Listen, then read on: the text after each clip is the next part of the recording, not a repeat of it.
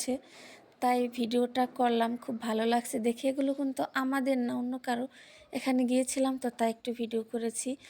আমার অনেক ইচ্ছা নিজের হাতের সবজি বাগান করব, কিন্তু ইচ্ছা থাকলেও উপায় নেই, কারণ আমাদের বাড়িতে হচ্ছে বেলে মাটি, আর বেলে মাটিতে কোনো গাছপালা হয় না, এটা অবশ্যই জানেন আপনারা। আর আমাদের ক্ষেতে হচ্ছে অন্য অন্য ফসল চাষ করা হয়, আমাদের ওইদিকে কোনো সবজি চাষ হয় না। আর দেখেন বেশি ভালো লাগছে কি, কত ছোট ছোট বেগুন গাছ, প্রত্যেকটা গাছে 3-4টা করে অন্তত বেগুন আছে।